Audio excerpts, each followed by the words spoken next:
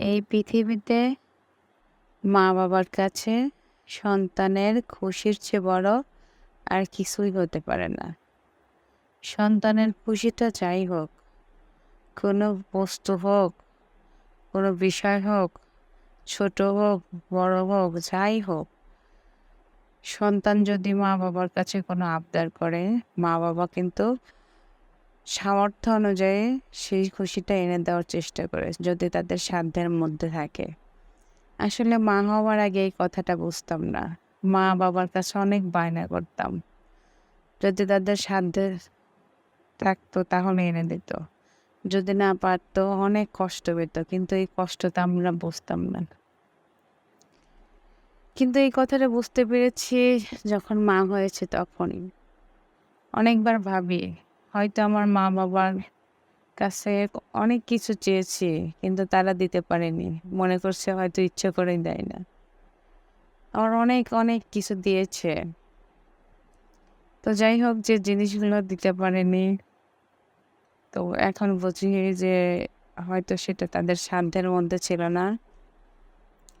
কিন্তু বেশিরভাগ কি বলবো, মানে জীবনের হয়তো ২-১টা জিনিস দিতে পারেনি, কিন্তু বেশিরভাগ আমাদের ইচ্ছাগুলো পূরণ করার চেষ্টা করছে।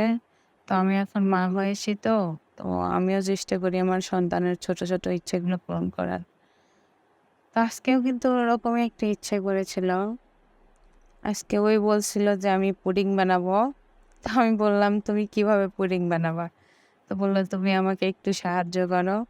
তো যাই হোক, কতটুকু একটা মেয়ে, কয় বছরই বা ওর বয়স হয়েছে। তো পুডিং বানানোর জন্য বায়না করছিল। তো আমি বললাম, ঠিক আছে চলো তুমিই বানাবা। তো ও কিন্তু আমার হাতে সব কিছু করে দিচ্ছিল দেখুন। মানে আমি যেটাই করতে নিচ্ছিলাম ও বলছিল আমি করি, দাও আমি করি। আর কি বলবো, আমার মেয়েটা যে কত খুশি ছিল, মানে এই সাধারণ একটা বিষয় যে আমার মেয়েটা খুশি থাকে, মানে কি বলবো, মানে ওর মুখের দিকে তাকিয়ে থাকতে আমার ইচ্ছে করছিল বারবার। ওর খুশি মাখা মুখটা, হাসি ভরা মুখটা দেখতে ইচ্ছে করছিল। যাই হোক, পুডিংটা কিন্তু বানাইছি। তো বললো, দাও আমি কাটবো। তো কাটতে নিয়ে ছোট মানুষ, বুঝতে পারছেন, একটু পুডিংটা কাটা একটু কেমন হয়ে গিয়েছিল। তো যাই হোক, মাশাল্লাহ, ওর যে আগ্রহ এগুলো করার জন্য, এর জন্য আমি আল্লাহর কাছে শুকরিয়া আদায় করি। তো আমার মেয়েটার জন্য সবাই দোয়া করবেন। দেখুন, সত্যি কিন্তু কিন্তু পুডিংটা বানিয়ে ফেললো।